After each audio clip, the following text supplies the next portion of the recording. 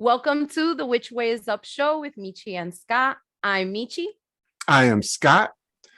The message is clear: anti-racism, anti-imperialism, anti-capitalism in order to dismantle the colonized mindset.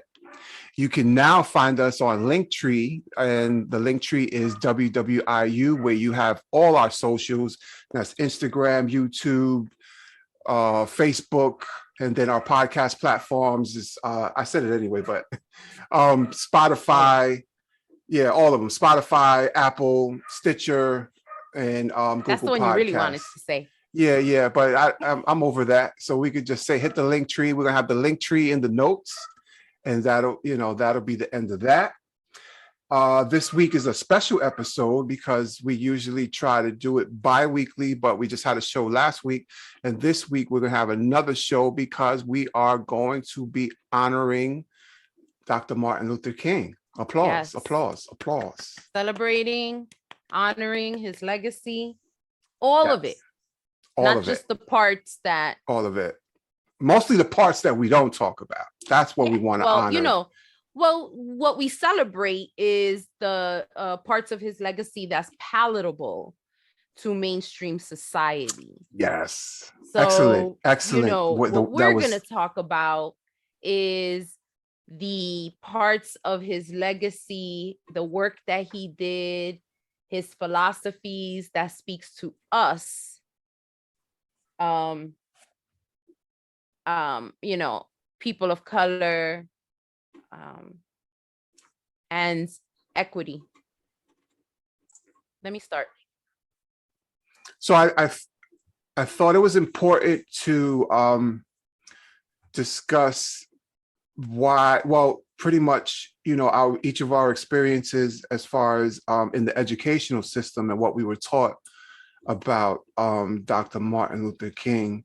And for me, and probably as far as early grade school, which we went to the same school, we were in the same class. So we, but I might have been tuned out. So just in case I missed anything, which I don't know if I did, but as far as I can remember, and this goes on into high school too. Pretty much we know that Dr. King is a major figure in our, U.S. history. And we know that he had a major speech, I Have a Dream speech. And we know that he was heavily responsible for pushing the passage of the Civil Rights Movement and then the Voting Rights Act in 1965. And then that's pretty much it. Everything is, hunky-dory after that. And so my thinking growing up with the images were, first of all, as far as his legacy, it was frozen in time to that speech. I Had a Dream, 1963. There's a lot of images as far as visual images, old recordings of that nature where, they show a lot of marches. They show a lot of police violence. It gives and it's no secret that, Dr. King subscribed to nonviolent resistance. Right. But the way it seemed to be portrayed in the mainstream media or in the overall mainstream society was that he was just this incredibly passionate but passive preacher that got beat up on by the cops, him and his congregation and his followers. And those in the civil rights movement, but they still they still succeeded at what they did. But then when you think about, conditions for today, which definitely things have gotten better, but then in ways they're still the same.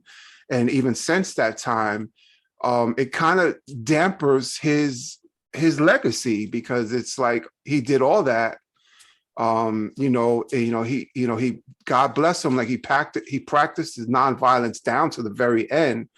But he felt the wrath of the white power structure, which expressed itself through police violence when there's any type of resistance. So it was pretty much left to that, like, another big thing, another thing that's portrayed is the way I see it is he's portrayed as if he preached and he pushed for a colorblind society where we don't see color and it's all kumbaya, and his words and his effect on people was always centered around that, or always around equality and brotherhood, and never, it implies that he was never really critical of America, that he was never really that critical of the white power structure, and he wasn't critical of white people in general, as far as the ones that supported, everything that I just mentioned. Right. What about you? And Yeah. so for me, and yes, everything you said, right? For me, if I had to tell the story of who Martin Luther King was, prior even to this discussion that we're having now, I would have said, so Rosa Parks, and then that started, and then this guy Martin Luther King, who was kind of like, in the struggle, but locally, did the I Have a Dream speech, and then everything, yeah, there was a couple squabbles. But another thing that I just, in kind of thinking about, I've never seen an image of any violence being portrayed onto, Martin Luther King, like it was always other protesters, but never him. Now, I know that wasn't the case, but I've never seen those images. Now, again, that's because of how I learned Martin Luther King.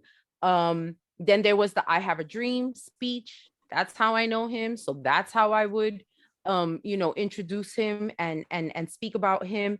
And then I believe it was in college, maybe high school or college, where I was introduced to Letters from a Birmingham Jail. But that's it.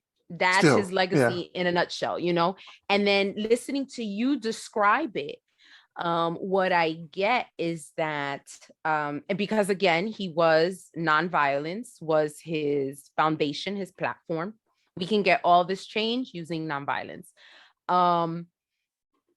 What in in kind of making what I just said and what you just said, the picture that's painted in terms of who Martin Luther King is, it's almost saying, look, if you do nonviolence, you can get, because, we got equality. There is no segregation. There is voting equality in, down South now, all doing nonviolence.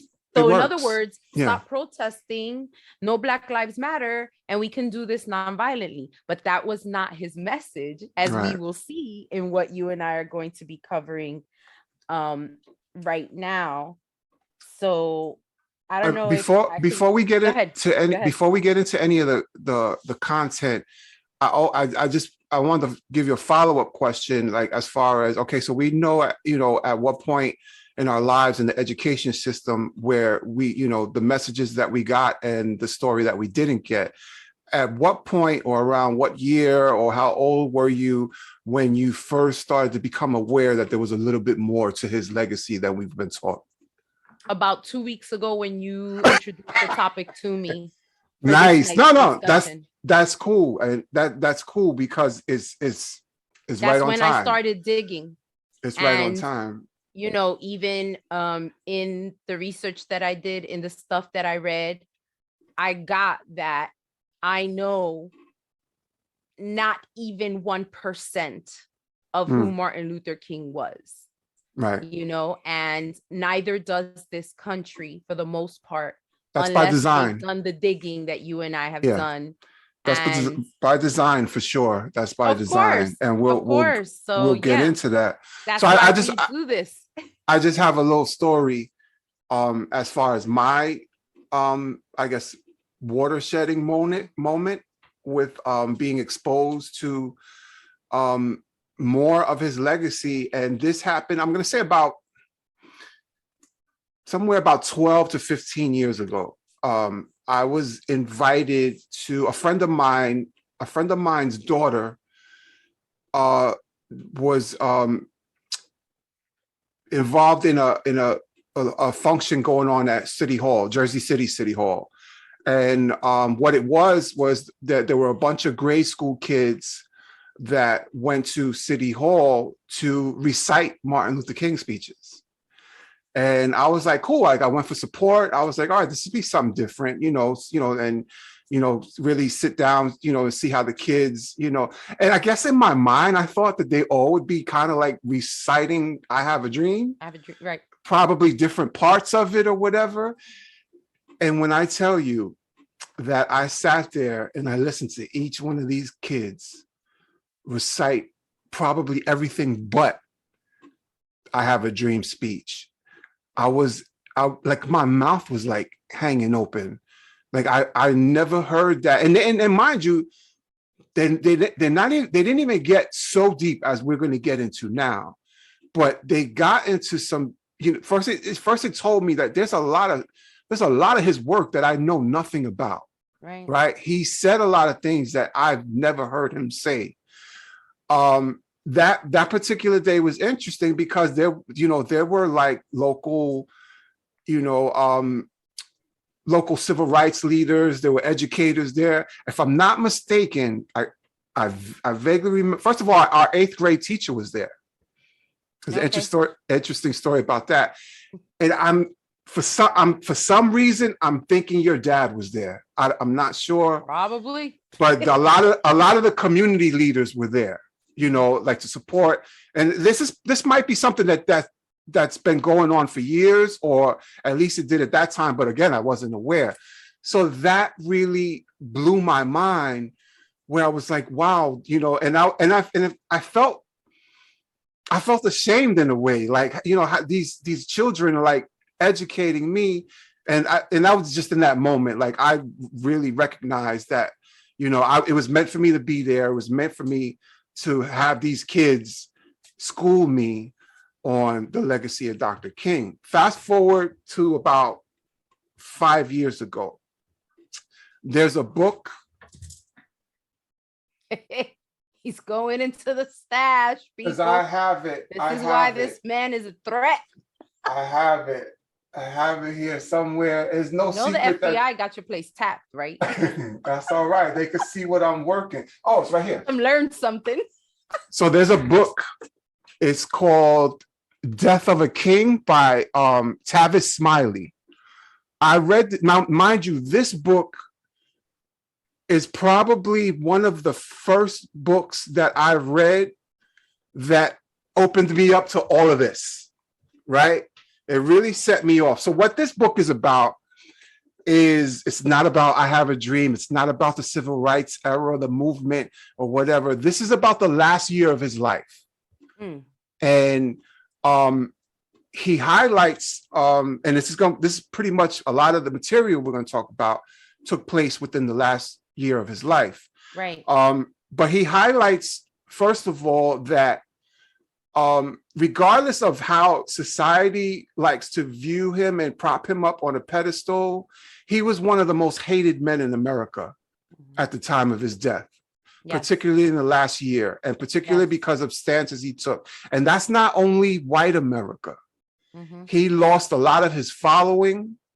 He lost members of his congregation, because, I think what is pretty much common knowledge now, or hopefully it should be, or if not, we'll do what we can to make it common knowledge, was his stance on the Vietnam War, which, God forbid, made him anti-American.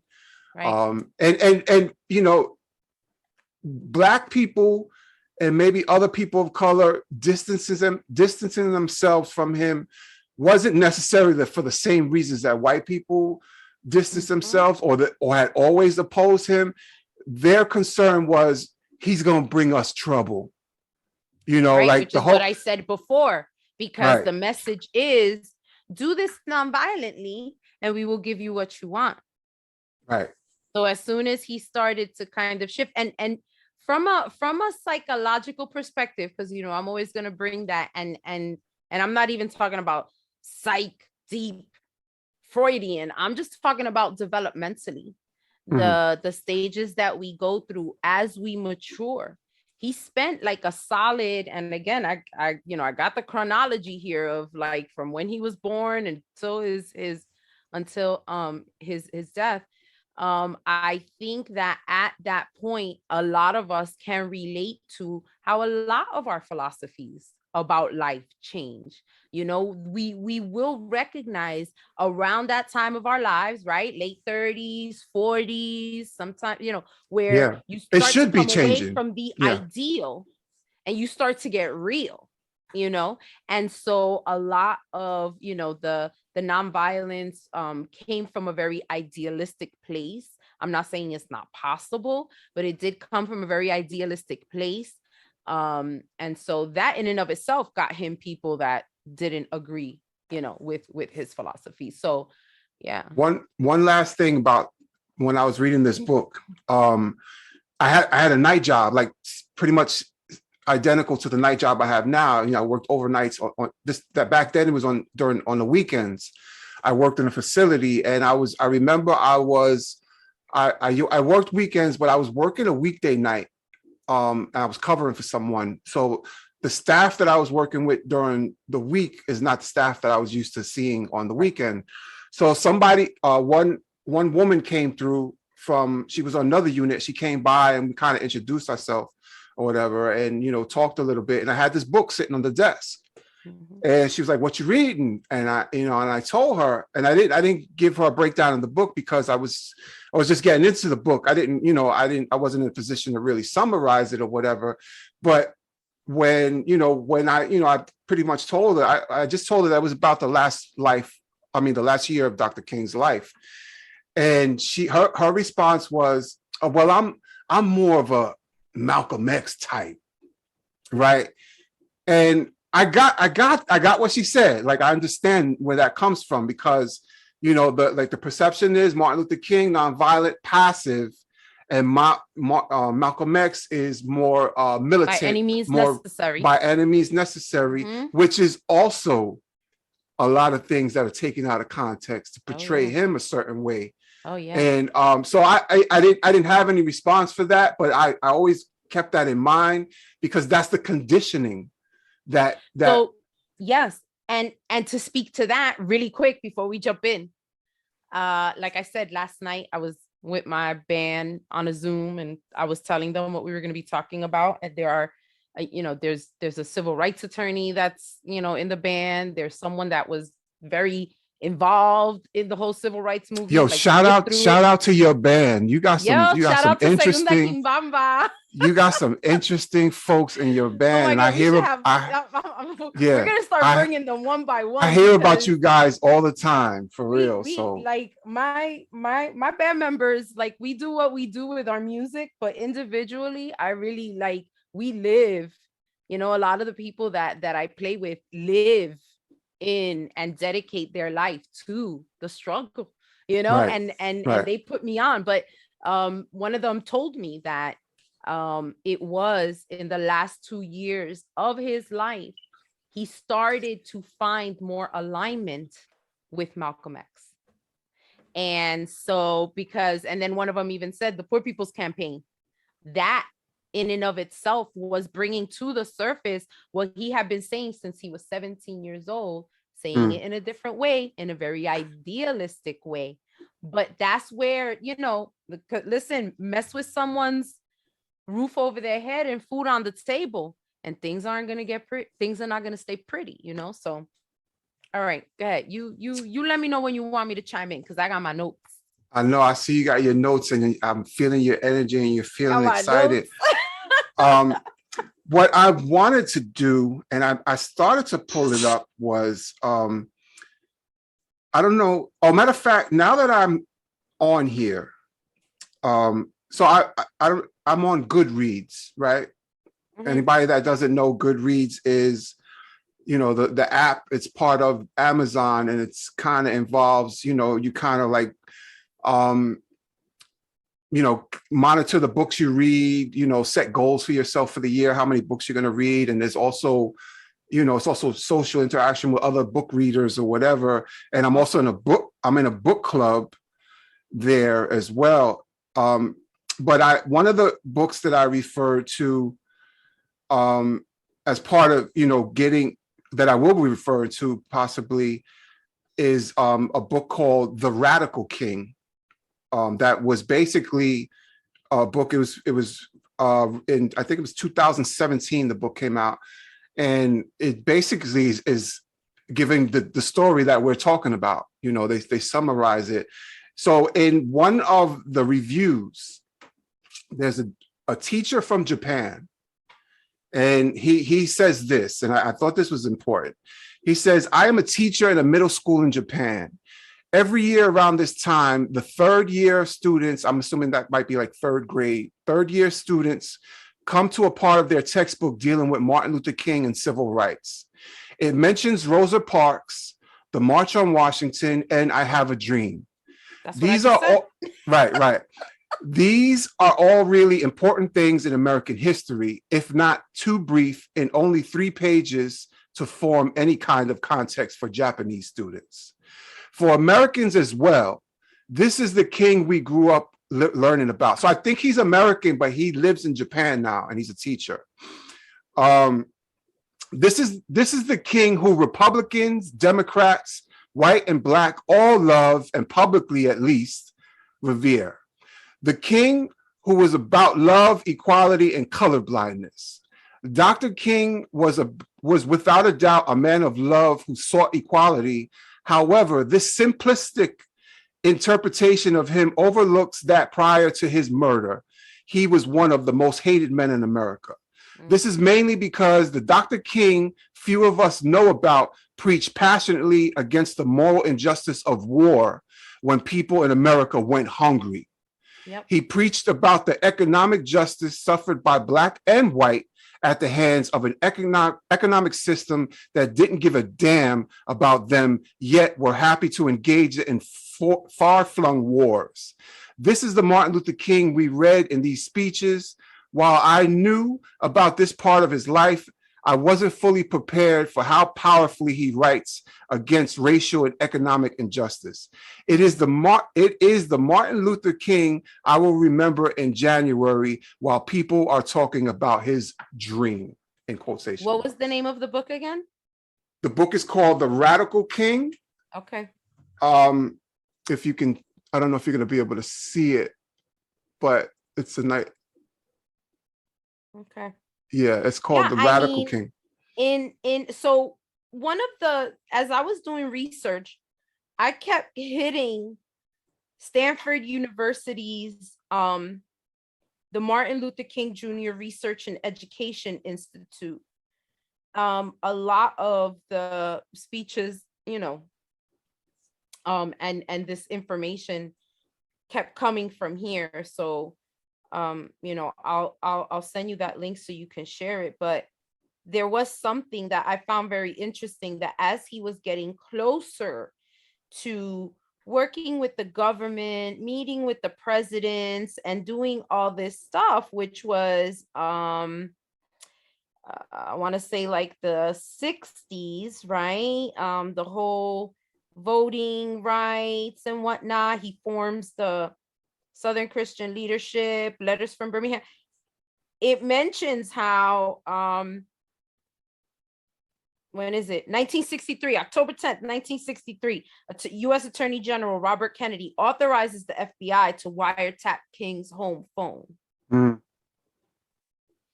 Now, as someone who, knows how the FBI works and how it's literally destroyed the island of Puerto Rico, I was like, but of course, the closer you get to when he was assassinated, there goes the FBI. Not even 3 months later, he's named Man of the Year by the New York Times. So how about that? Again, a disparity between how America viewed him, revered him, even though they had, all kinds of, or who knows, maybe that was a setup, make him look like, but again, and I just want to say, so he said he was a middle school teacher which is like 6th, 7th, 8th grade. So probably the 3rd year students he's referring to is 8th grade. Oh, okay. That Right? would, Which just puts it in context in terms of, like, if you're teaching 3rd grade kids, then maybe Rosa Parks' I Have a Dream in the March on Washington is a good start. But you're talking right. about 13, 14-year-olds. You could start giving them some meat and potatoes, you know? So Thanks, Dan. Thanks for pointing no, that yeah, out. Yeah, context yeah, very that definitely. but So, this, this morning, I was like, let me pull up my morning read, something to read this morning. And I decided I was going to pull something up about Dr. King, just to get something different. Like I had already read some books and some stuff that I wanted, some speeches that I wanted to utilize. But I pulled up an essay this morning that was written in 1990. And the name of it is Martin Luther King Jr. as Democratic Socialist. And we're going to get into it. This paper is very interesting because, and I think you started to tell me about it, where as far as what I've learned, once I got more enlightened about, his history, his legacy, and his work after 1963, was that, and particularly towards the end where it became more obvious, and that's where my misunderstanding and what this essay is pointing out, was that even people that have become more enlightened and are acknowledging that he took more radical stances in the later years, some people are attributing that to his growth in politics, like his political growth and his own, expansion of his mind's thoughts and ideas.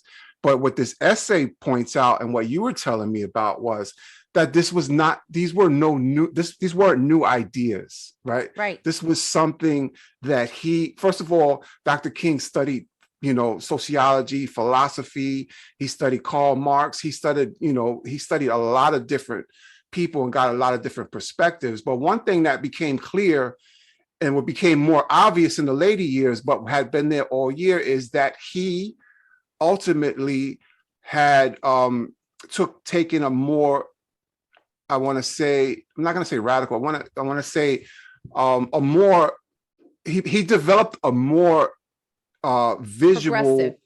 more aggressive understanding that what they were experiencing in society back then wasn't limited to racism. It wasn't limited to simple overt hatred.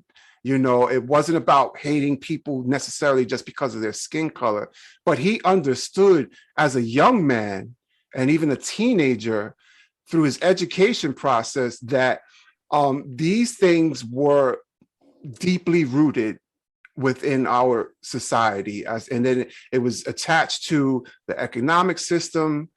The racism was attached to our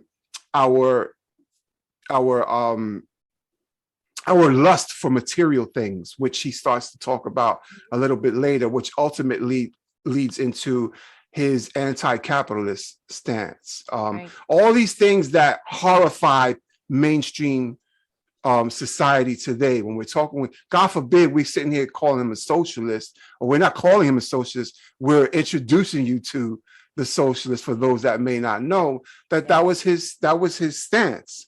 So in the introduction of this essay, I want to read a piece of the introduction. And it mentioned, and this essay is, as I feel, to be well researched. It touches on a lot of other different writings that people have done over the years. And he refers to someone, Vincent Harding, noted, now that Martin Luther King Jr.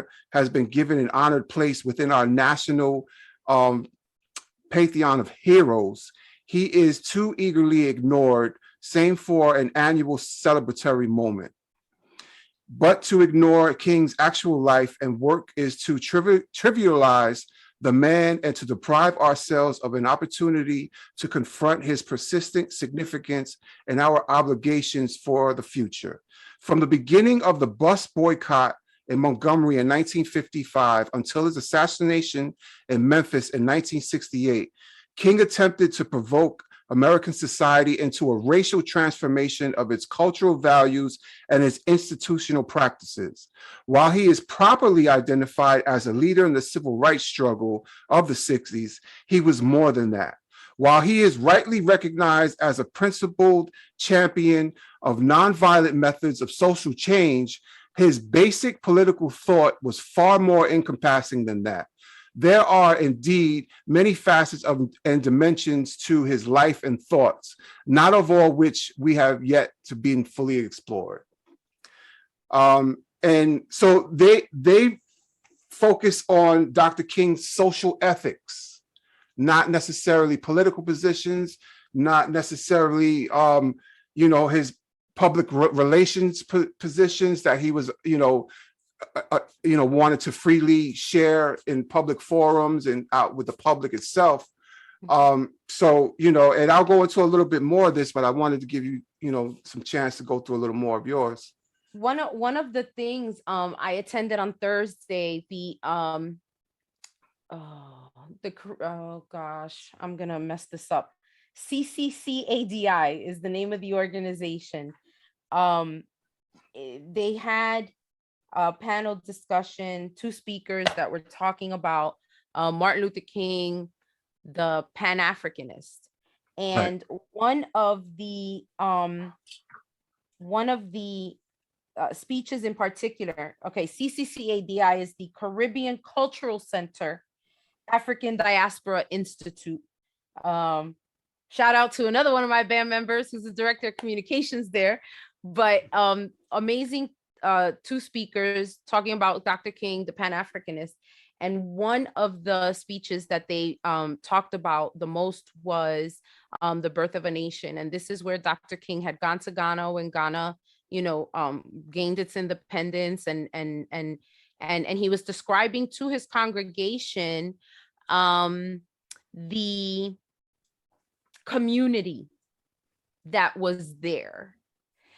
And if we really just sit and think, so we're sitting in this congregation, Dr. King is giving the sermon, and he's telling us about his trip to Ghana, a country that just gained its independence. Now, I don't know the history of that, but any country that ever had to fight for its independence, that's what it was. It was a fight. It was a struggle, and he was there. There were a whole bunch of other people there, politicians, people like himself who were activists in the struggle of the Black community in America, in the United States. And so he goes a lot into who's there, who's at this new nation celebrating their independence after the struggle, who's there to celebrate with them, who's supporting them as these are the people. I was there. This president was there. That president was there. This activist was there, and so it people trivialize that part like he's doing an attendance, but that's not what he's trying to do. What he's trying to show is that in the struggle, there's community.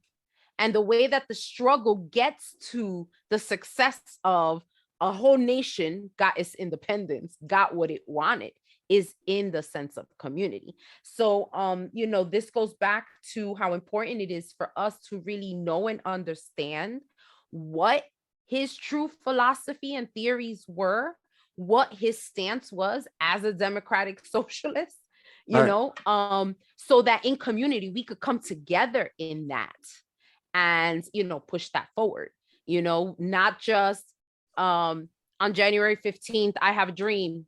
And then the rest of the year, it's a dream deferred, and we know what happens to that. So absolutely.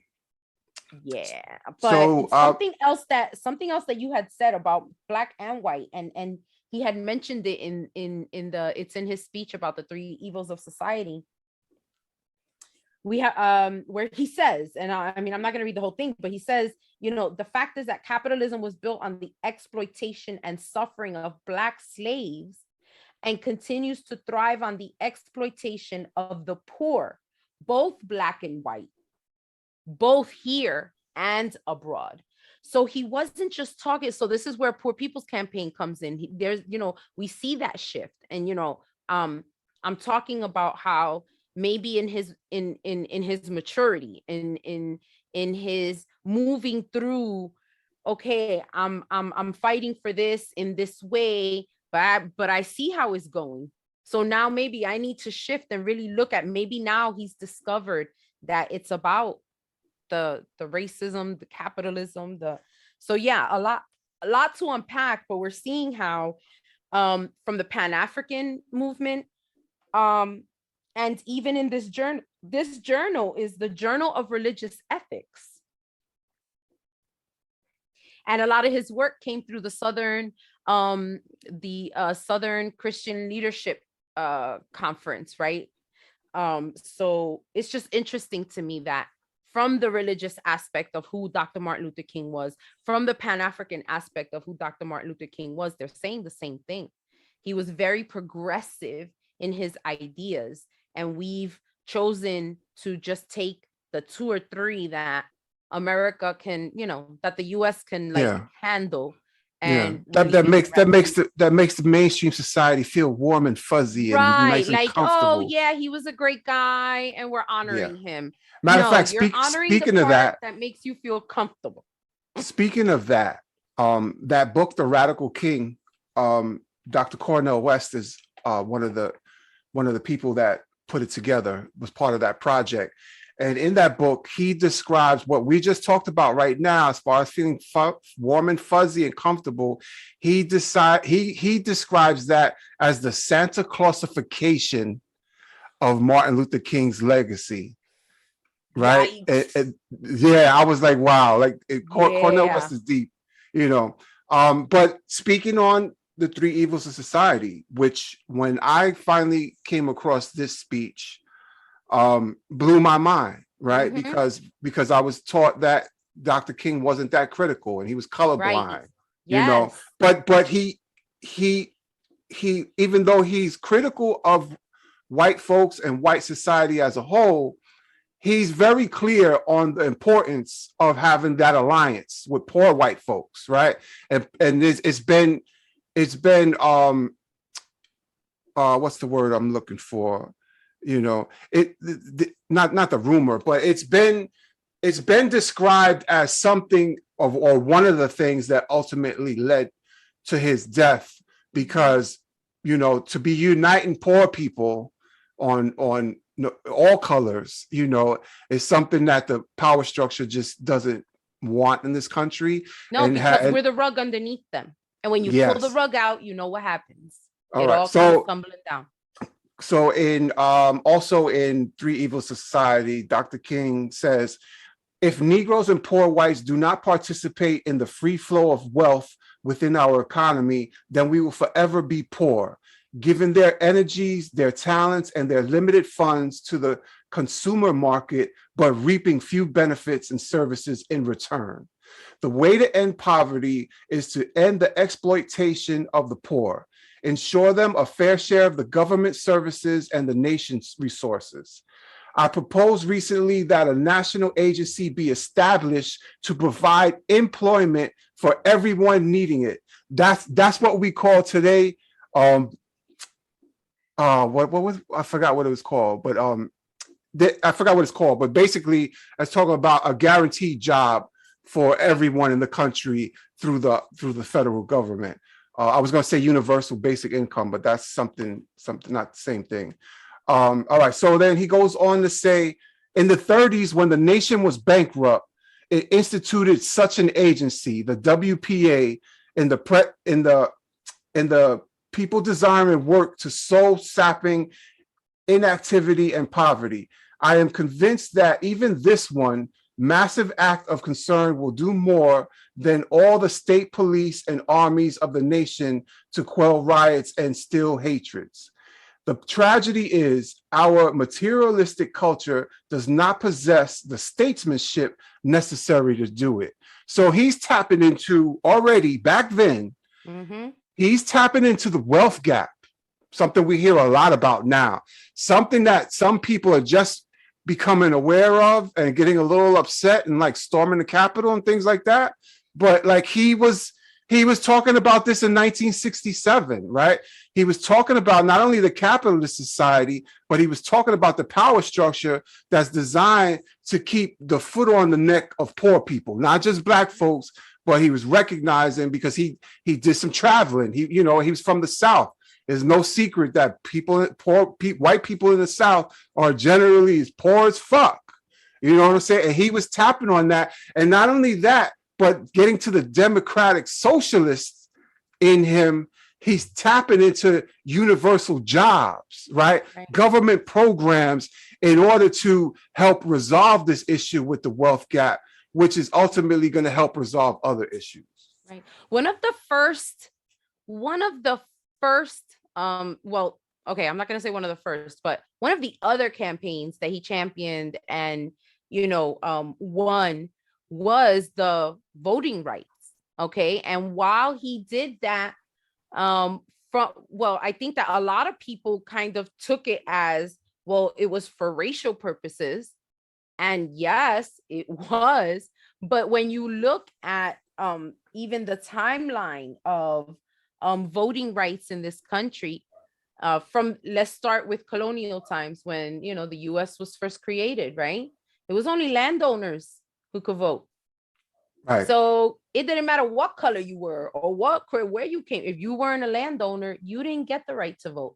That started to open up more and more once Black people became free, but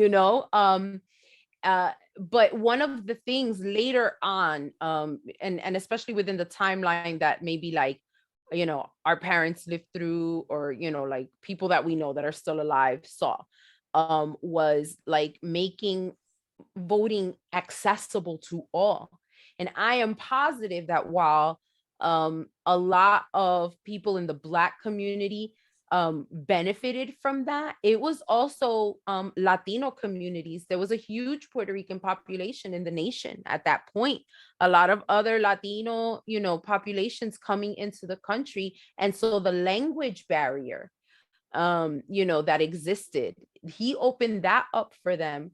And then thinking about poor white people, and just from the perspective of like the access to education.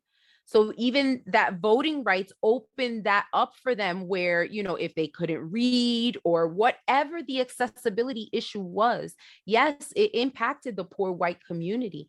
So I think that's another side that kind of feeds into that, Martin Luther King, while yes, he did so much for the Black community, he did a lot for the poor community of all colors. And that's a very socialist thing. That's, because it's not about where like everybody's the same. Everybody gets the same, rights, like all of it. So yeah, it's I think that that's another part that we kind of leave out, is that things that he championed, especially with voting rights, impacted not only the Black community, but other communities as well. And Absolutely. So there should be just as many Latinos and white people out there celebrating him, and no. And there is definitely. Yeah. So another, we're gonna go back and forth with the three evils of society speech. It's powerful. It's powerful. Yeah. Another quote, and this is a little shorter one. Dr. King says, again, we have deluded ourselves into believing the myth that capitalism grew and prospered out of the Protestant ethic of hard work and sacrifice. The fact is that capitalism was built on the exploitation and suffering of Black slaves and continues to thrive on the exploitation of the poor, both Black and white, both here and abroad. Imagine if he was alive and said this today. Right? They would try to assassinate him right now and then, because when people of today are talking this, what happens? We're being labeled as commie, we're being related as un-American, we're all these labels that are, and not, these are the people that are saying that we don't respect them because they have a difference of opinion. Meanwhile, you're trying to put a label on and threaten our lives by using these terms, commie, communism, socialism, in ways that has that old Cold War spirit that put the target on a lot of people's backs, including Dr. King. And we'll talk about that a little bit later. Okay. All right. Yeah. I think that something else that I didn't really get to delve into, but I really feel like it's the meat and potatoes of what we're talking about is the Poor People's Campaign. And even Yeah. when I mentioned it last night to the crew, um, you know, the director, who is a retired civil rights attorney, put 40 years into the immediately. That's what he mentioned was, how a lot of Dr. King's more progressive thoughts, ideas, philosophies, were the basis and the foundation and the birth of the Poor People's Campaign. And unfortunately, but not surprisingly, especially knowing that the FBI was involved, he wasn't involved in that too long, because not too long after that he was assassinated. And it was through the Poor People's Campaign that also his camaraderie, if you will, and I use that word intentionally, with Malcolm X was really starting to solidify. And for a nation that basically has its foundation in keeping poor people in their place, that And was divided. not that was Yeah. not a good that wasn't good. That was not going to be a good thing. These were two very powerful men who for a long time had perhaps through their own, just who they were kept separate, and the divide and conquer thing was working beautifully. And once that started to dissolve, that was going to change the game. But one of the things that so that's like where we see like the racial, two other speeches that were mentioned a lot that I definitely want to dig into is The Birth of a Nation, which I mentioned briefly. This is a very powerful one, The Three Evils of Society. And then the last one is Beyond Vietnam, which I think really tears apart the whole anti-military, anti-imperialism, Yeah. Which I mean, philosophy. which we I don't know if we already pretty much explained it, where the three evils society, as Dr. Right. King saw it, was racism, materialism, which is related to the capitalism, and militarism, because this is when he started to take took his stance on the Vietnam War, and not only, but just war in general, and he labeled America as the most violent country, America's society as being some of the most violent, which especially in that day, and it hasn't changed at all, since to today, where he was right on point with it. I wanted to we talked about Malcolm X a little bit, and this facade that's been put out in America, in mainstream society, that that they were night and day, and one was passive, one was militant, or whatever. And you started to say a little bit where in the later years, as Malcolm's later years, he started to shift, and we don't know if it was a shift necessarily, or this was things that were always in his mind, but before leaving the Nation of Islam, he spoke a certain way and presented his ideas and his cause in a certain way. But there became a shift, and my thinking and my understanding was that when it came to Martin Luther King, when it came to Malcolm X, and even in the later years when the Black Power movement started to rise, where the Black Power movement were known to not be as passive. They weren't violent. They were definitely not a violent movement, even though they were portrayed that way. But I think part of Dr. King's appeal to the government, the president, as far as the need to pass legislation and everything, was like I think he presented himself as the in-between, right? Like, I'm here talking to you because I believe in these things and I believe in nonviolent resistance. However, there's another group that's over here. And Right.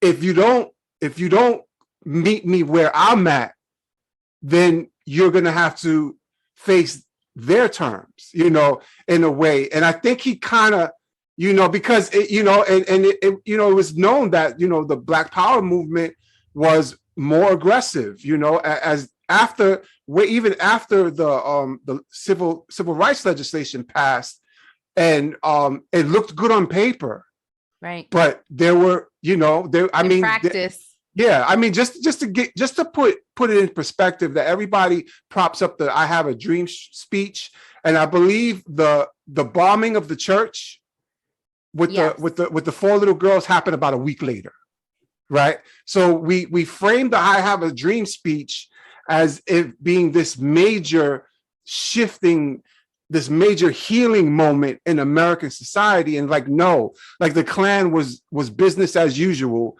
a week later, where we had the bombing of the 4 little girls in the church.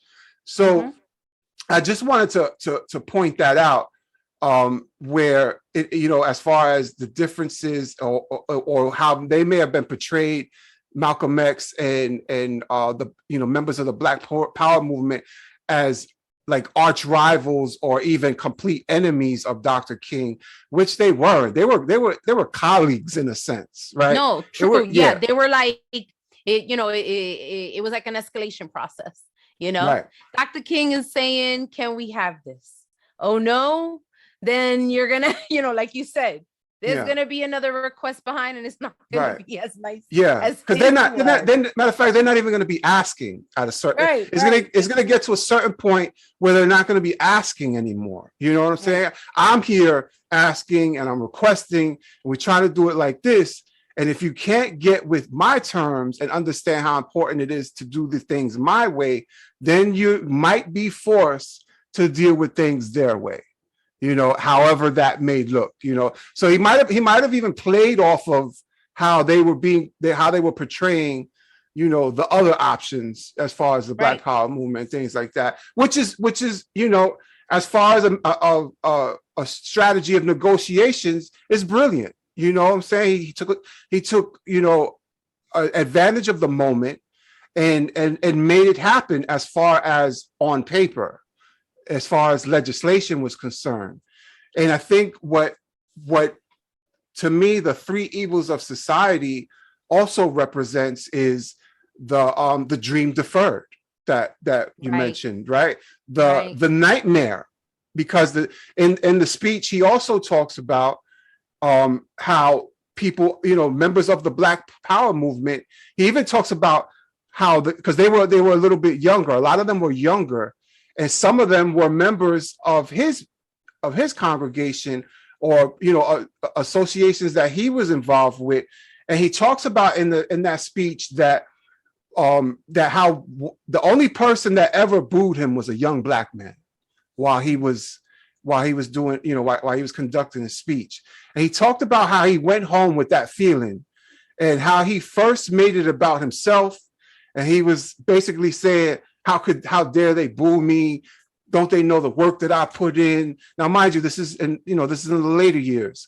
Don't they know the work that I put in? Don't they know the sacrifice I struggle that I put in? And then he caught himself. And he talks about how he had to understand that although, he did put in a lot of work, the movement himself, everybody that was affiliated, because the movement wasn't Dr. King himself, the movement was many people, that although they did get civil rights legislation passed, it didn't materialize into much as far as what they were initially fighting about. So he understood, and he was able to apply empathy, and he talks about it in that speech, where he understood where they're coming from because they're not seeing evidence. Right? They're still I'm looking at this timeline. So 55 is where we really start to see him take more of a national stage, right? When Rosa Parks is arrested for refusing to vacate her seat. And so this is the end of 1955. So really, we start to see him take this national stage in 1956. But I Have a Dream isn't until 1963. That's 7 years later, Right. because they actually mention the speeches. Even the eulogy for the young girls that you mentioned was like not even a month after the I Have a Right. Dream speech. Right. Then they also mentioned his books, which I want to pick up. Why We Can't Wait is one of the books. Where do we go from here? That was his last book, I believe. Yeah. So, then is where we start to see all these other speeches like Beyond Vietnam, Where Do We Go From Here is here, Poor People's Campaign. And then he's assassinated. So really, we're looking at, it's in the last 5 years that evidence of his progressive thoughts, ideas start to, so it's in the last 5 years, but he put in like a solid 12 years at the national level, talking, voicing, speaking, doing the whole nonviolence thing for a solid 7 years. And then, I Have a Dream is pretty well tempered, but then we have all these other ones come up. Again, I had to read Letters from Birmingham Jail. Don't ask me what it's about. I really need to reread it. I've done this all over my life, high school and college. Like, well, that could take us into another part where the letter from Birmingham Jail is basically his response, expressing his frustration for the white moderates, the do-gooders that I forgot. Well, he showed up to Birmingham for a demonstration. It got ugly. Yep. And he was arrested, and there was, I think, if I'm not mistaken, he read in the newspaper how some of the local clergy, white men, white men of faith, white people of faith, they weren't bashing him, I'm gonna say, but they weren't helping him either, because they were saying that what they were basically saying was, that he was moving too fast, and wanted wait for the justice. Wait for the justice. Right. So they were talking that same shit that they talk today, right? Like, just wait, or talking about a more moderate approach. Let's have moderation, because the impression is that America now, or America then, is not ready for radical change. Like the results of that, we know, is that we go close to nowhere with this supposed gradual, moderate, process of change and reform. Which is the message that we get in how his legacy is taught. Yes. It's, a lady didn't want to give up her chair. He came to the rescue, which is a whole other, because I'm sure that, no, I know that that's not how he showed up to that. He gave Rosa Parks her props for being the warrior that she was being, for kicking off this whole, so, but again, it's portrayed like that, right? Rosa Parks, he comes to the rescue, the whole thing starts, he does I Have a Dream, and America gives Black people what they want. And then, non-violent. Speaking of Rosa Parks, I'm glad you mentioned that. And it's true, like that Montgomery bus boycott is what really set off Dr. King. That was the onset of Dr. King's career. Straw that broke the camel's back. However, pushed him to the I don't know if you are aware, and I don't know if our listeners are aware, but Rosa Parks was not the first person to get arrested for not giving up that seat on the bus, right? There, from my understanding, there was at least 4 other incidents prior to that, but there was one in particular with a 15-year-old girl. Her name was Claudette Clover, if I'm not mistaken. Yeah, 'Cause he is dipping into the yeah, stash heavy today. Heavy. her name is Claudette Colvin. And she was 15 years old and approached, I'm not sure where it was, but you know, she was sitting down and she was ordered to get up to give the seat to a white person, and you know, she wasn't having it.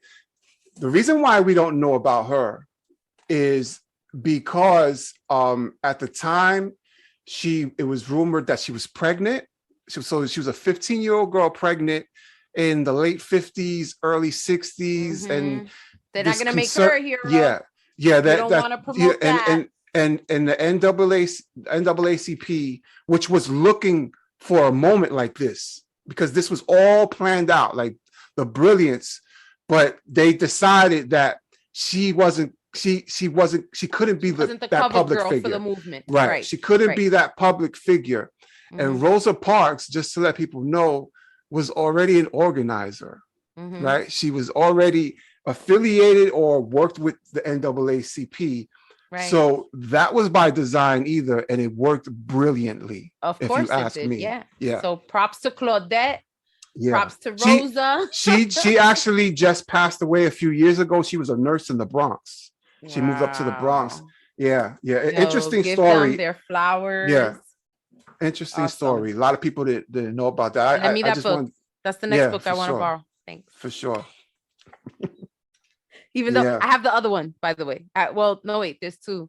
But anyway, whatever. You probably don't even know. There's two. Let me there's stop plenty. writing myself out. Yeah, there's plenty. And I got more assignments coming up. So we got to get to it, you know. So I mean, and that's where, you know, this is where the truth is hidden. We've in school, in the textbooks, we got 2-3 pages. Yeah. And I mean, I get it. You can't teach us all, but you know what?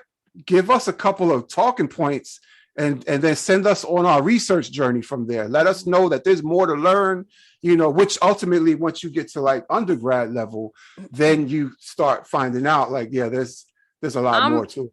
I'm really, you know, because right now, I mean, I'm thinking about a solid 3 people that we can bring on the show to talk about these topics. Like we really need to start lining up some guests, because we're not experts. Even somebody that went to school with us, and you know, I mean, I'm not trying to name names, but you know, we know someone who knows his history and can break all this down, and is very passionate about it, and you know, and he's an educator. He's an educator. Yeah, he's an educator. So but you know, I thought about that. One other thing that I definitely want to say is that with someone like Martin Luther King at the forefront of all this, for people like Rosa Parks and Claudette to not really get buried, like maybe they did for a while, but eventually they did get to the surface, just also goes to show how selfless this man was, you know, and that to kind of paint him as, you know, okay, I'm going to be peaceful, you know, give my people what they want. I took crumbs and okay, we're good now. Like that does him no justice, because that just was not who he was, you know. Right. He was a fighter. He was sick and tired after putting in 7 years and not seeing anything, and then being told to sit down and wait. Like, no, there is no more sitting down and waiting. And, you know, for people to still be having in the conversation that I was tuned into on Thursday, the woman was asked, and I hate that I didn't write this down, but I will put the link. I'll send you the link so you can put it in the notes, because it is on their YouTube channel, on CCCADI's YouTube channel. One of the questions they asked her is, you know, of the message from, you know, what Martin Luther King had to say in any of the speeches that we've talked about, and in his Pan-Africanism, what is the takeaway, or what do you see the, you know, what do you see the movement doing now that works for us, that's along the lines of Pan-Africanism. And she brought up, it's the community, and she used Black Lives Matter as an example, because Martin Luther King was talking about community in the birth of a nation, telling his congregation, look, I went to Ghana, this is what I saw. This is what we need to do more of here. And that's what Pan-Africanism was about forming community, because what they found was that no matter where they were globally, they were struggling with the same things. They were dealing with the same things. All people can relate to that. And it's poor people. We can relate to that. We're always going to see the big, the 1% making, 99% of the money, and then the rest of the 99% sharing 1%. So she pointed to the Black Lives Matter movement, and she said for a movement to be formed globally, as sad as it is, given Martin Luther King's legacy and what he left behind, that we're still here. But the fact that they're taking that concept of community and taking the movement globally, speaks to the fact that the work continues, sadly, because the struggle continues, but the work continues, and that not all of his legacy is lost behind how it's been whitewashed. I'm going to use the word, it's been whitewashed. Right. So I'm glad you brought up Black Lives Matter, and I just wanted to, which ultimately, as we do with every show, is we go in and highlight misinformation, disinformation, which is basically what this whole show right now we're doing is about. It's about, just misinformation. About every single one of our episodes touches on mis and disinformation given a certain topic. So the today in society and first of all, we talked about the impression that a lot of us have due to the lack of information, lack of education on the totality of Martin Luther King's legacy. So there's a lot of white folks that grew up with the same lack of education, let's say. And we're in a moment now, Black Lives Movement been around for a few years now, sadly. It's like, but the backlash to the rise of the Black Lives Matter movement. And part of that backlash, or the white lash, has been Martin Luther King would be turning over in his grave. No, he would not. Right. And that's obvious to us, right? Like, what? Like, what are you talking about? Because he preached nonviolence, and he preached the contact, and then they go insert the contact of. They just didn't get to see the full picture because they done assassinated the man before he got to the meat and potatoes of what he wanted. But a lot of them who I believe are like direct descendants of his opposition back then, right? So like you want, in today's day and age, while you're behaving like his opposition was back then, you're trying to tell me that somehow you would be marching alongside of him if he was alive today, right? That somehow that you wouldn't identify more with the racists back then in the 60s and the 50s, that you would really identify more with the civil rights movement. And one way they do that is, first of all, let's get the misinformation, disinformation out there. Martin Luther King was a Republican. Martin Luther King was a conservative. So therefore, he would have been, I even heard it say that he would have voted for Trump because he was a Christian. Right. And that's their right. Okay. Because of their version of American Christianity. Right. And knowing that he was a man of faith and he had Christian values. But the essay that I was talking about, it talks about him developing his faith and his education in the earlier years from the Black radical religious tradition, right? Which was community, which focused on the poor and things like that. So he was a man of faith, and most likely he had conservative values, but he damn sure didn't subscribe to American conservatism. Yeah. With, you know what I'm saying? So Yeah. let's just clear that up, you know. Word. Another thing is, you know,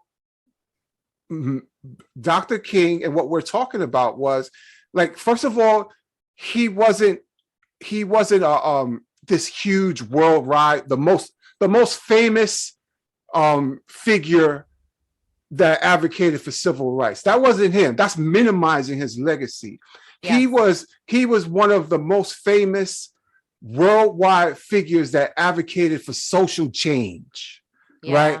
Which goes deeper, was what we're talking about. It's not about getting some legislation passed and saying, oh yeah, we all good now, we all colorblind now, we all live. And it wasn't just about racism in the three evils of society. It was racism, capitalism, and imperialism. You know, he says them differently. That's what he's outlining. Those are the three evils of society, and they affect Black and white people. He says several times, as we outlined and mentioned. And they take that part because it's clear, like, you know, there were white people that were part of his movement. He had white people that were supporting him. That's pretty much common knowledge, you know. But what they also say, and they take that content of character line from his speech again, and they try to apply. And I'm talking about, you got politicians that are using it. You know, on Twitter, like watch this come, you know, by the time, hopefully we'll have this show released in time this Monday. Today's Saturday. This Monday is the day that, you know, that is reserved to recognize and celebrate his birthday. You're gonna go on Twitter. I do it every year. I go on Twitter and you will see all the people, all the conservatives that throw up a meme and they'll say it.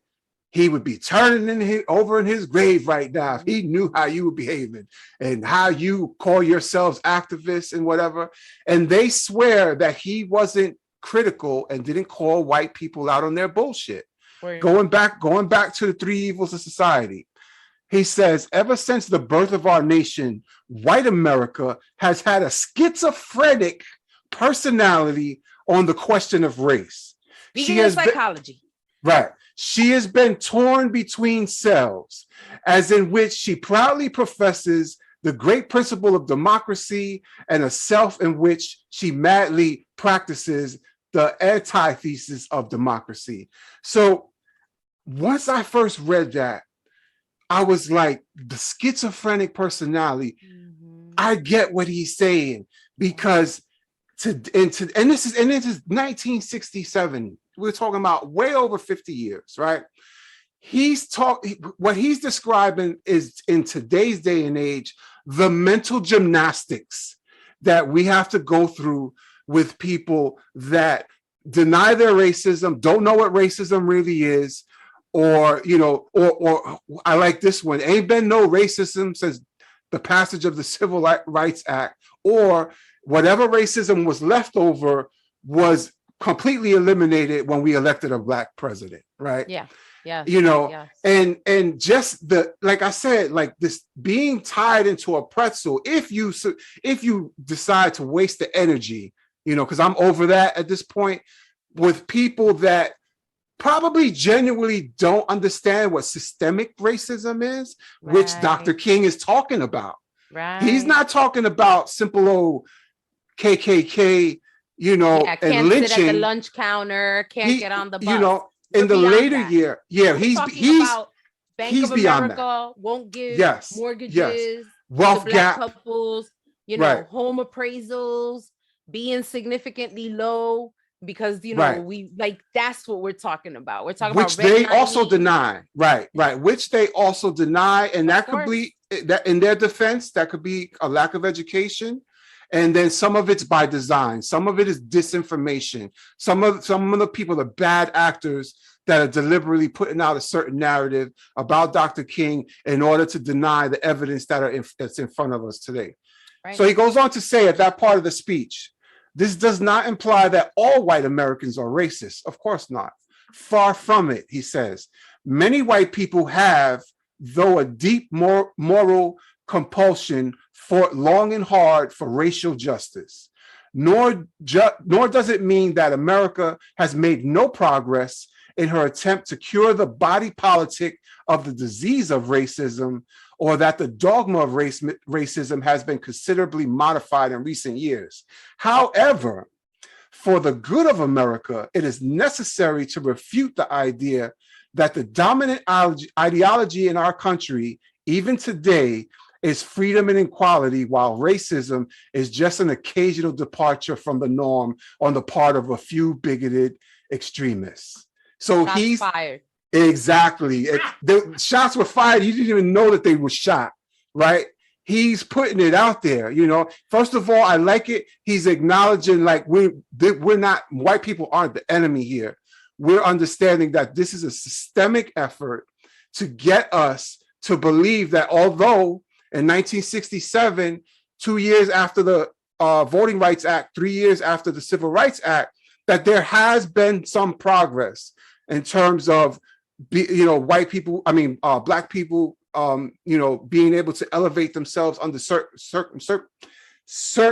circumstances. But he's saying, however, let's not get it twisted. The bigger picture here is that this is not about calling people the N-word and denying people jobs. This is something big, and you guys are framing it as something small and trying to consider that this is something about overt bigotry.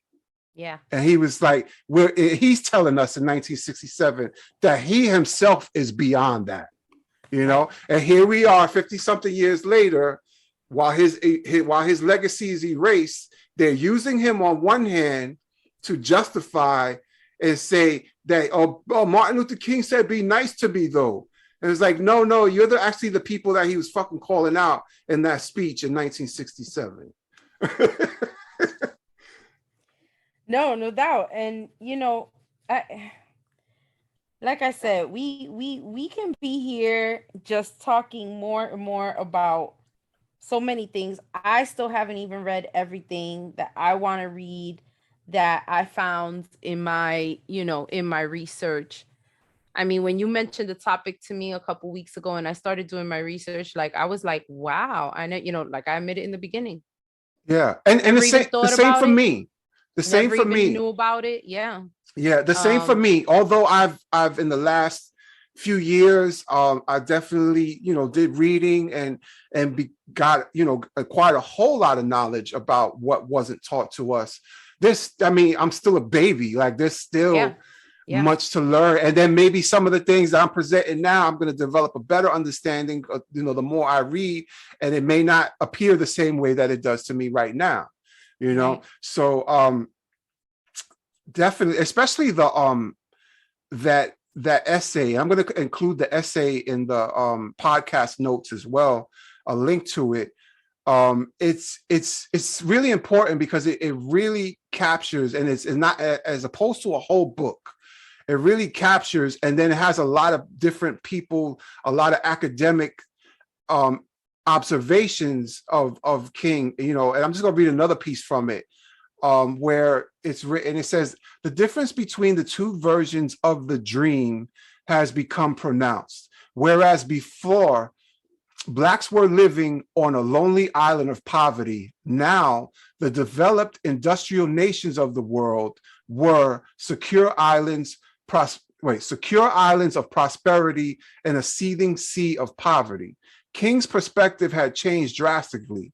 In the early years, the dream was of full and equitable participation in America. In the late years, it was of full and equitable participation in a transformed America. The early dream was of integration and equal opportunity within the borders of the United States, which would be accomplished by way of moral appeal to the conscience of white America. The later dream was of social, political, and economic parity within an international context. That's what we're talking about, right? The international scope. Mm-hmm. To be accomplished through structural alterations in the national and world relationships of powerless to empowered, of dispossessed to possessed. Come on. That part right there is pretty much giving you the before and after, from 1963 to 1967, 1968, how it's not about just simple equality. Like it's not about passing law to say we're all equal, but still not having the evidence to show that we are equal in society in terms of political, social, economic standing. No, listen, I'm like, did we hit everything? Did we hit everything? I'm here going through my notes. We will never hit everything. We hit everything. And I think we did, because we even talked a little bit about Malcolm X. So which, I mean, a lot of people might say, well, it's inevitable for Malcolm X to come up in a conversation about Martin Luther King, but it's always in the context of how they were polar opposites. Right. Whereas for me, in doing my research about Martin Luther King, they're not polar opposites.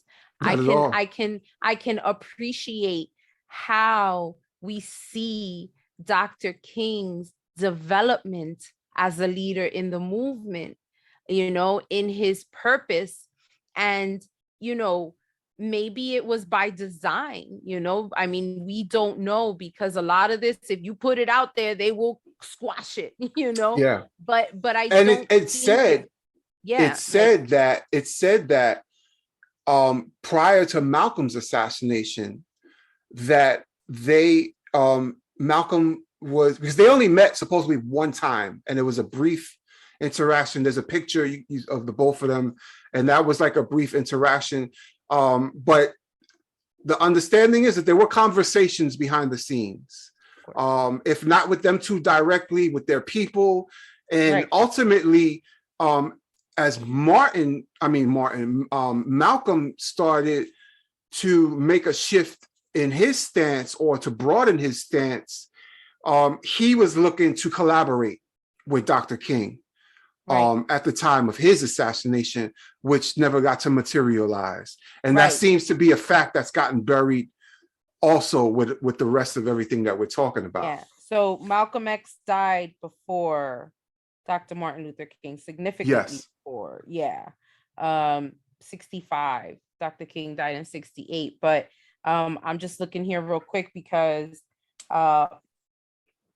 today is Dr. Martin Luther King's actual birthday. Perfect. How perfect is this? Happy birthday. Yeah, no, totally. Today is Saturday, January 15th, 2021. So today is his actual birthday. He was born in 29. So 29, 92. He would have been 92, 93, 92. Something like that, right? No, 90. Yeah. In his 90s.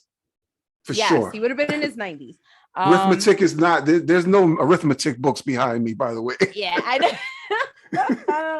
I still got COVID brain fog.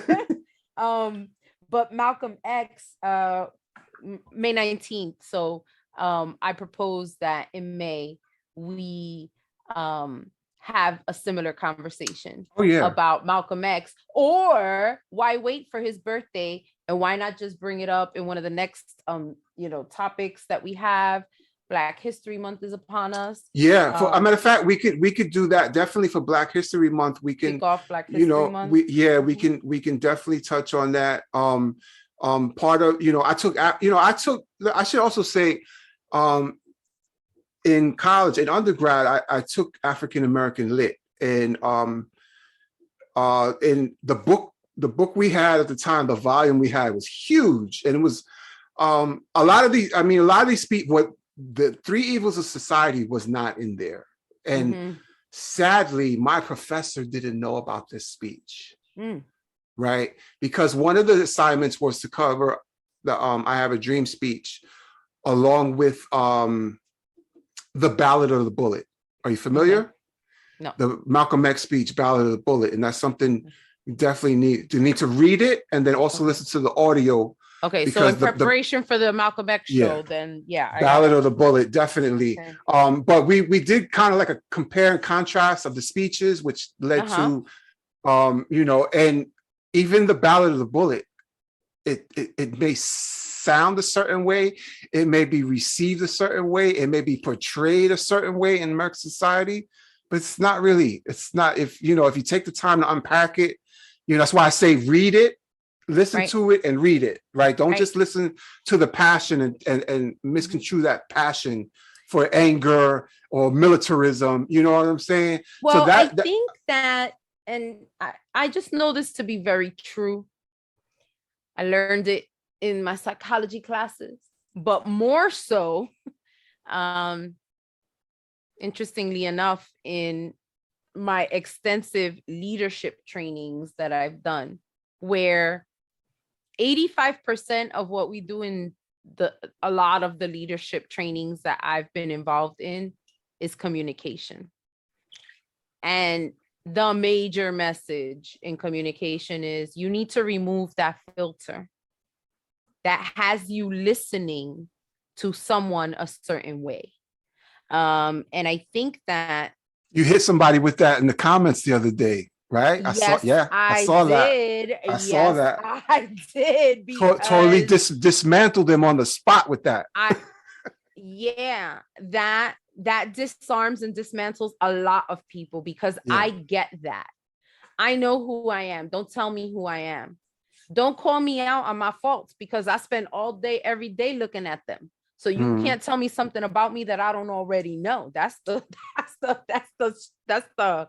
power that comes with introspection and like working on my faults and stuff. You know what I mean? But that's another show. That's another show. But the filter, and so even this is what we're talking about. A filter has been placed over Dr. Martin Luther King that serves mainstream society, and that's not who he was. Similarly, a filter was placed on Malcolm X, that makes society perceive him a certain way, and that is not who he was. So definitely I'm going to start doing my homework on that, because like I said, we don't have to wait till Black History Month. Something else that I would like to say about Black History Month, though, is that Black History Month is something that's celebrated here in the United States. And so it highlights a lot of, the Black history in this country.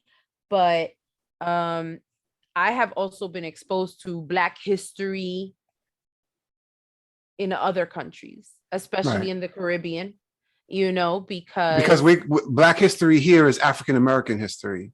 exactly. Yeah, right. And there are many similarities. So it speaks to that community that Dr. King, the Pan-Africanist, addressed and had as an underlying value in a lot of the work that he did.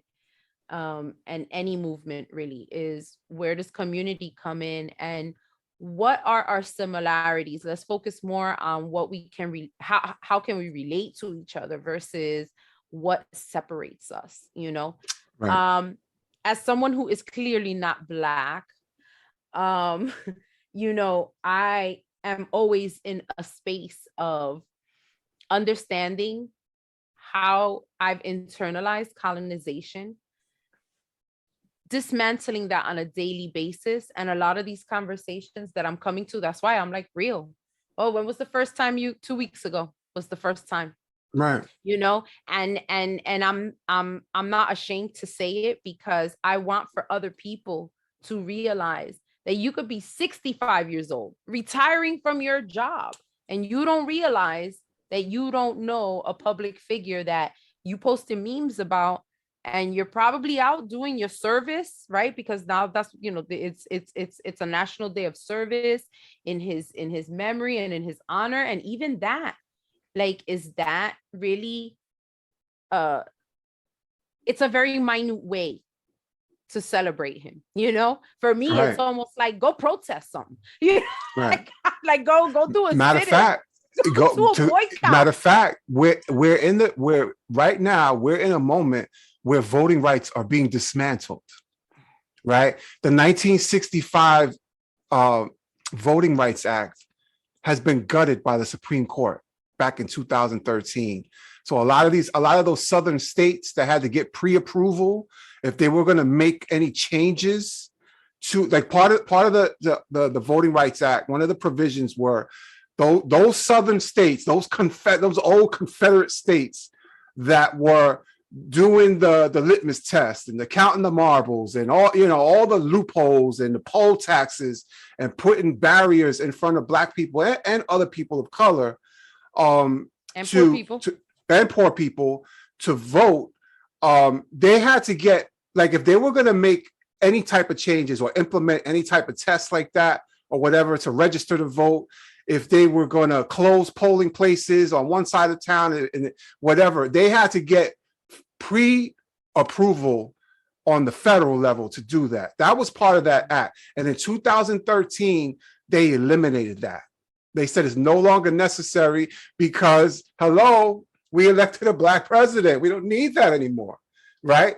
And ever since they did that, the states on the state level, the states' rights folks, been chipping away at, because now in order to make those changes, right?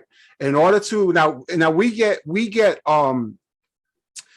we're spoiled in the city, right? Because it's like, we got voting, our assigned voting right place might be here, but if that place closes, then we could just get on a bus or a train, go somewhere else or whatever. There's certain parts of the country where, first of all, rural. Very rural areas, they don't have transportation, right? So they close polling places on the side of town that just so happens to be heavily populated with Black people and other people of color, right? And they don't have the means to try, and then they announce it at the last minute, or they don't announce it at all, and all these people show up to a certain place on the day of the election, right? And they find out, oh no, that you ain't get the memo that place is closed now, right? And you got to go 9 miles over here, and if you start walking there, you might get there by tomorrow. Yeah, whatever. Yeah. You know what I'm saying? So it's little shit like that. So a lot of people are not aware that's going on in multiple states and not just the southern states, right? That's what I'm saying. In honor of Dr. Martin Luther King, yes, I get the whole thing about service. If you want to do service, do it. And I did it for a long time.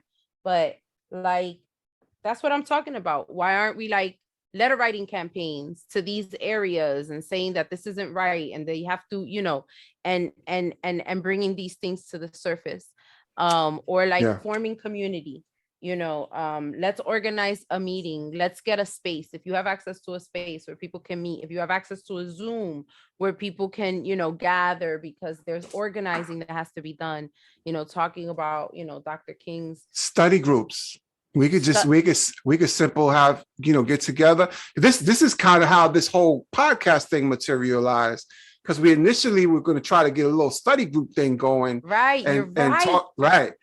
That. But back then it was just you and me, and today it's just still you and me. So we were like, this ultimately is transformed into a podcast thing, which I'm very happy with. Me too. Because it's not, well, it's technically not a study group.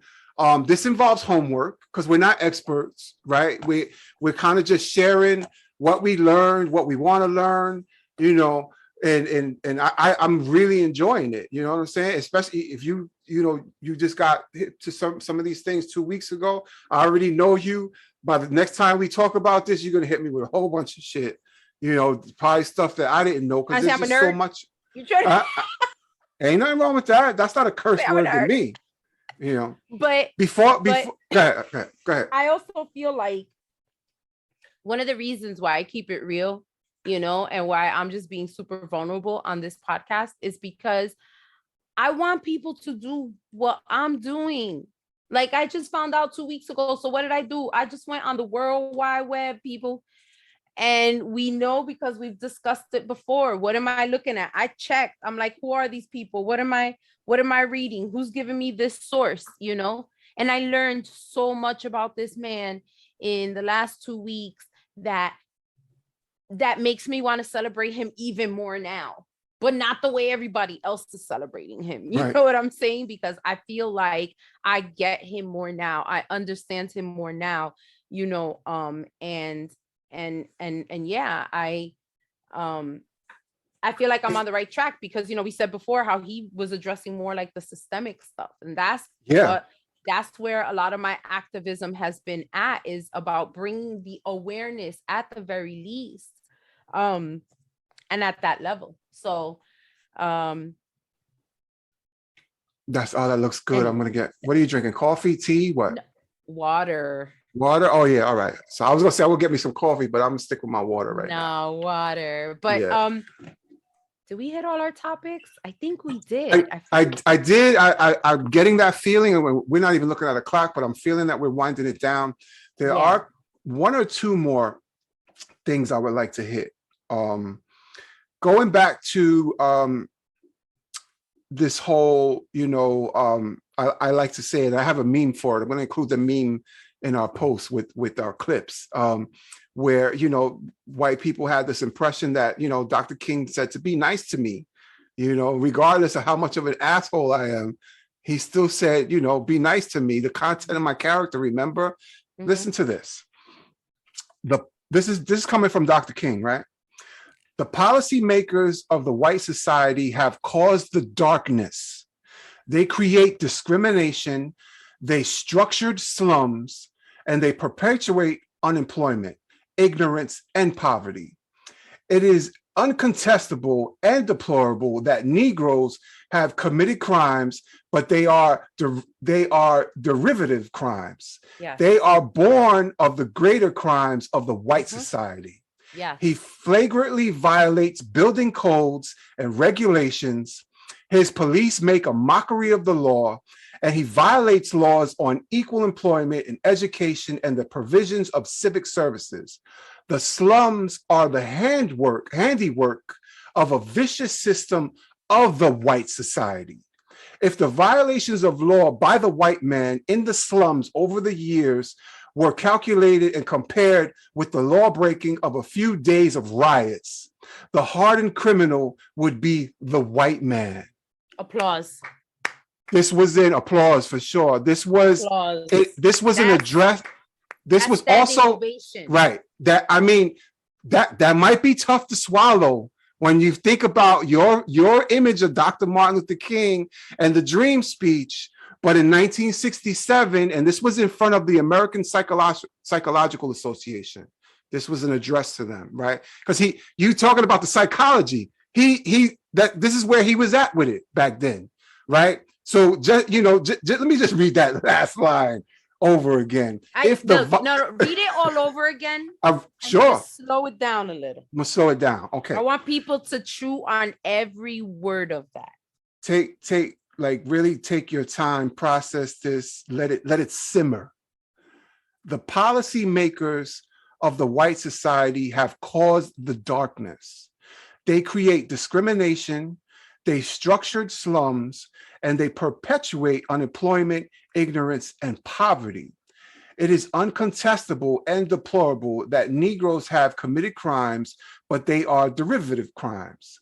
They are born of the greater crimes of the white society. He flagrantly violates building codes and violations.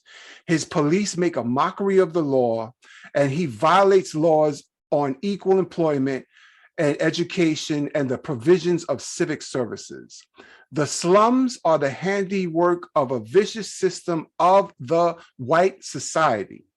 If the violations of law by the white man in the slums over the years were calculated and compared with the law breaking of a few days of riots, the hardened criminal would be the white man. 1967, an address in front of the American Psychological Association.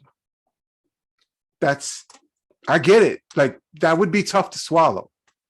That would be tough to swallow. Not for me, not for you, because we don't even have to be familiar with Dr. King's work. That would have been tough to swallow, but I know a lot of people now. Yeah. That will still find that tough to swallow. But going back to how a lot of Black folks distanced themselves from him at the time, and because this is radical. In 1967. To be calling out white society and the white man like that, like Malcolm was doing years before that, right? That's really radical. And and understandably so, there are a lot of Black folks at the time that didn't have any power, didn't have any resources, didn't have guns, they can't afford to arm themselves, right? Were very fearful of that kind of talk. And I get that. I get that, to a certain extent. Absolutely. But it's important for us today in this day and age to look back and understand that that the stuff that we're talking about now, he was already onto it. He was already trying to introduce it to us. And doing this at that time, in that era, was more radical than any type of nonviolent stance he took, any type of whooping he took by the police or whatever. This was more radical, and arguably, if this type of talk in itself is one of the things that ultimately led to his demise, right? Because it wasn't over racial hatred, right? Like, because he already got the Civil Rights Act passed. Exactly. He already addressed the bigotry, right? Exactly. He was on to something deeper, and they couldn't allow him to get as far as he did with the civil rights legislation. And ultimately, and part of that, and this is going to be my last thing, we talked about the FBI, right? So this was released, you know how when it comes to federal organizations, or whether it be branches of government, or the FBI, CIA, or whatever, they end up releasing documents to the public like 50 years after the fact, right? Mm-hmm. After a lot of the people, most of the people are dead, and there's not going to be the typical reaction as it would to be as the people that were there in the moment, that knew this stuff was going on, but you were like fake news in them and like, no, don't know what you're talking about, nothing to see here. So this was an FBI analysis that was finally released to the public with, I think in 2017 or so, right? And part of their analysis, right, is they said King is a wholehearted Marxist who has studied Marxism, believes in it, and agrees with it. But because of him being a minister of religion, does not dare to expose it publicly. Further, in March 1962, LaVision told a CPS USA, that was the Communist Party of the United States, told a CPS USA functionary that King was concerned about a communist label being pinned on us, but that at the same time, he wanted to do everything possible to evidence friendship toward the Soviet Union. In addition, King has been described within the CPUSA as a true, genuine Marxist-Leninist. From the top of his head to the tips of his toes, the feeling within the CPUSA at the time was, and still is, that King definitely follows a Marxist-Leninist line. That was in March 12th, 1968, a month before he was assassinated, right? Now, first of all, what I do know is Dr. King was, he wasn't in agreement with Karl Marx. Mm-hmm. He wasn't in agreement. He studied Marxism, as he did with many other different philosophies, whether it be Gandhi and, just tons of right. philosophers. He didn't agree with them, and he didn't agree with communism, mainly because of the atheist stance that it took, at least back then. Right. It took an atheist stance. But as far as the social ethics and the community, and he didn't say, I'm a Marxist, I agree with Karl Marx on this, but through his work and everything that we talked about is kind of in line with Marxist tradition, right? Right. But if you think about it, 1968, we're talking about the height of Cold War, right? They talk about the Soviet, they talk about him, they try to portray him as a traitor, right, that wants to support the Soviet Union, because that's what they did back then, to put targets on people's back. And to call him a Marxist-Leninist might not carry so much weight today, but back then, to put that type of label on him, and he knew it. That's why he kept a lot of these things on the hush until the later years, where he just he couldn't help it anymore. And Right. he knew it. So this was the FBI, the COINTELPRO, that back then they were saying fake news, ain't no such thing. FBI does good for the country. They were putting together, what do they call that shit? Oh man, I can't remember. Like they did one on Trump, like this type of portfolio. What is it called? I can't remember. I know that with the Puerto Ricans, they call it carpetas. It's it's not just a file, but it's like a research report, and laying out the strengths and weaknesses and the evil that's going on. Is it a diagnostic? No. I can't think of the name. It's going to bother me, and I'm going to sound really all right. dumb. Well, we can put it in the notes. But they did one on Trump as far as what was going on in Russia and the hotel and the golden showers and all that. I can't think of the name of it, but anyway.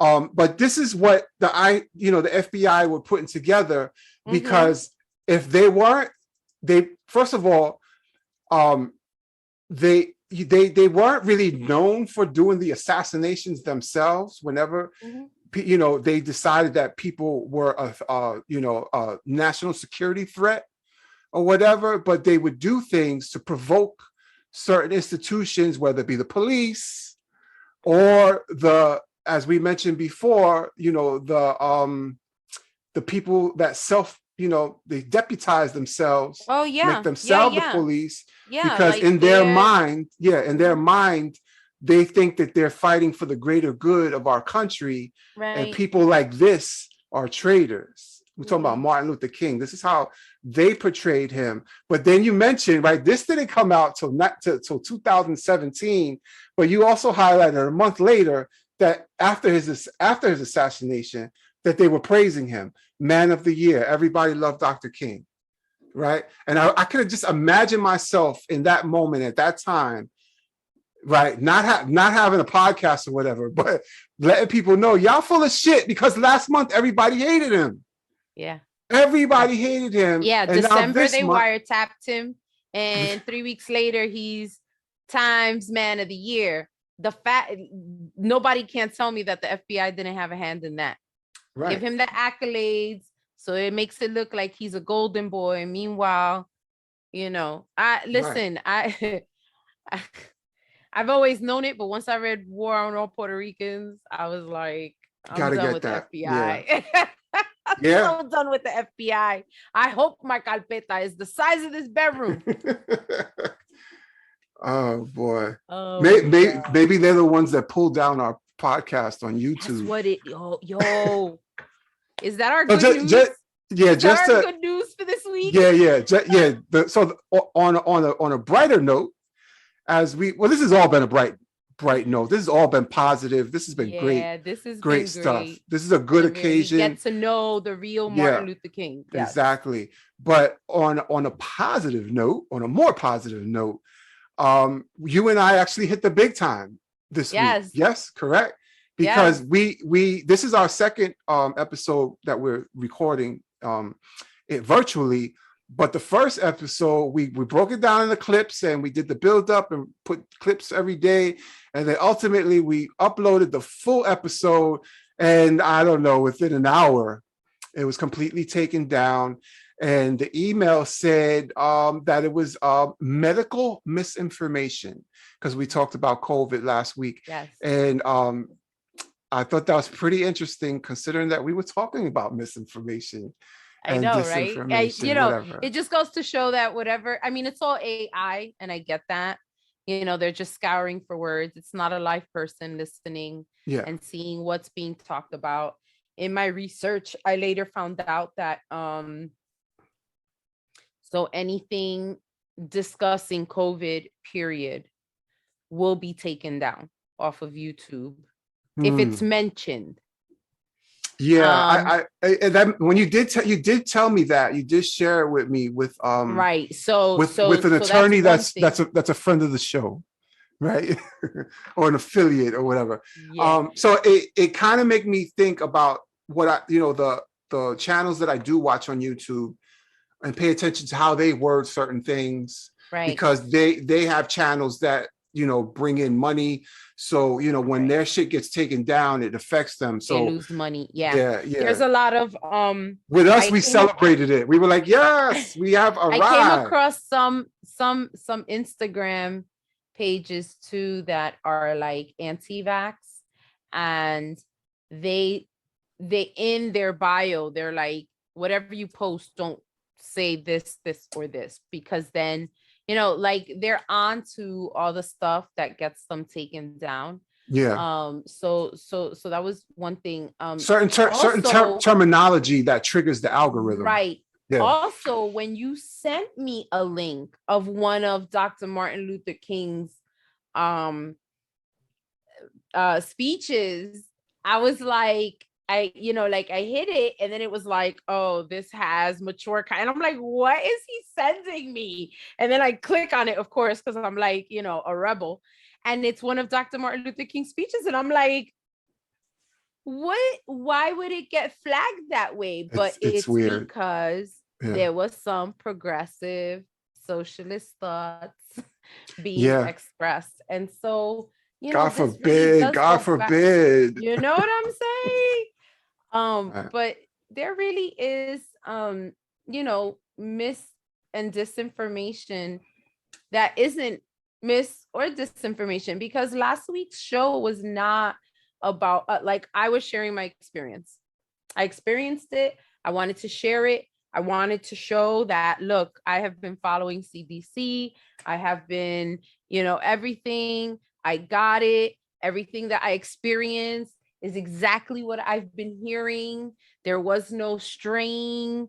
Everything that I heard, you know, just all of it. So, you know what was interesting also about the email, you know, as they send the email, that's what brought it to my attention.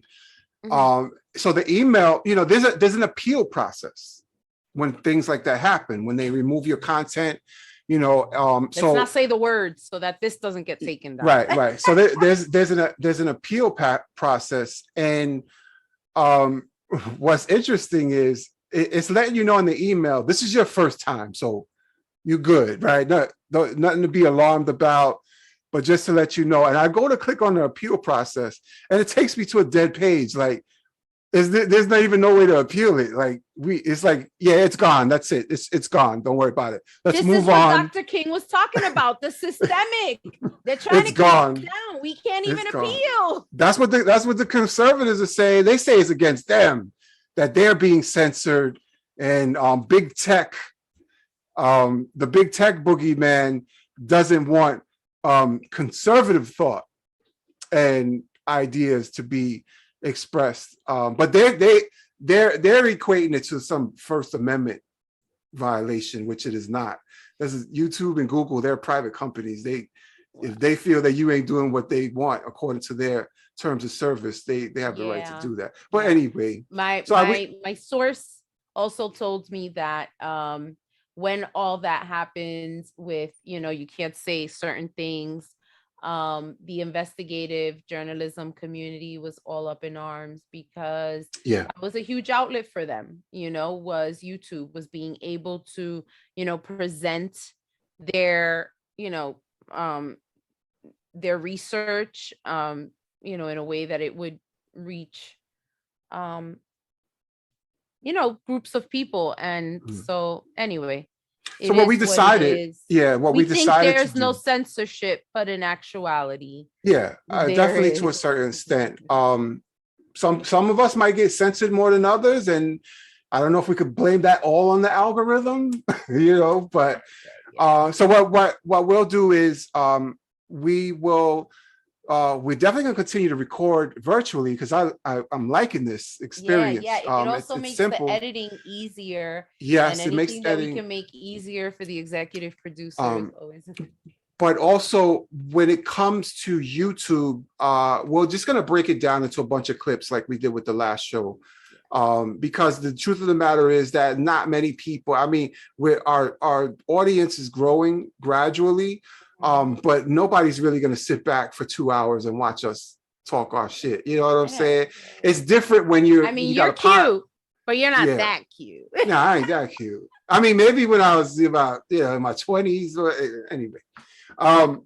But when people are listening, That's a driving to different work, story. Yeah. driving And to work, also a commute, lot of the yeah, platforms where people listen, you can pick up where you left off. yeah, You yeah. can't always do that with So we'll as far as the YouTube channel, because the visual is important, right? The clips are important. So we'll just continue to break it down into clips, and the full show will continue to be uploaded, the full audio experience, as far as the, all our podcast platforms. That includes Facebook as well. We'll do that. One last thing that I would really like to put out there for our listeners is, you guys do give us a lot of feedback. If there's ever a topic that you like, you're like, hey, what do you guys think about? Because like, we're nerds. We'll be like, oh yeah, we know all about that. And then that could be, like a topic that we bring up, or it might be something that we're like, whoa, totally whole new world. Let's dig in, So yeah, I'm open to it, Yeah. So If you have to, just DM us, inbox us or whatever. I would like for you to comment and liven up the page a little bit. But let's get the discussion going. But at the same time, I understand through my own social media experience and engaging with people that although a lot of people might be on the same page with what we talk about here, a lot of people don't want to acknowledge it in the public forum, which is fine. I get it. I would still much rather that you listen. I don't need you to comment, but if you feel more comfortable in the DM, I know I started off talking about how I don't really entertain DMs. I like talking out in the public, but this is a different type of situation. So if you have to DM us, email us or whatever, feel not. But if that isn't you, then feel free, like comment. Let's or if you share, there's a couple people that are sharing our clips or our podcast in general. Put something in the post, to introduce us or highlight certain things that you liked, or even something that you may feel that we lacked. Like I could take the criticism. Right? That too. Yeah, something that we may lack, something you may disagree with, something that we may have gotten wrong or whatever. That's fine. Like that's great. Information, like because as soon as I read it, as soon as I get that criticism, I'm going. I'm gonna get to it. I'm gonna find out. That's the real nerd. Yeah, that's the real nerd over there. Don't get it twisted. If anybody knows me, I was so not a nerd when I was younger, and it's like this is my my more seasoned years. I've turned into a nerd, and I love it. I think that you discovered yourself. That's what I like to think. Yeah. Remember, we talked about the recovery process. Struggles came from. The recovery process has been also a discovery process, right? A lot of the things, like being a nerd, probably wasn't so cool image-wise back then in my mind. So, I gravitated to some more negative stuff, which was deemed as cool. And in my later years, I've learned different, to say the least. All right. It's that time again. This was awesome. This was great. Thank you so much for bringing this up, for educating me, for encouraging my education on who Dr. Martin Luther King really was. I'm feeling really good about having that understanding and about having this discussion on his true birthday. I hope everybody does something on Monday to really honor his legacy. And we'll be posting too. We'll do some posts. So I figured it'd be appropriate we opened up with an intro that had a little portion of the I Have a Dream speech. And I thought it would be good if we close with a portion of the Three Evils of Society. So awesome. So I hope you enjoy, and thanks again. Thanks for listening. And with that, peace. Peace.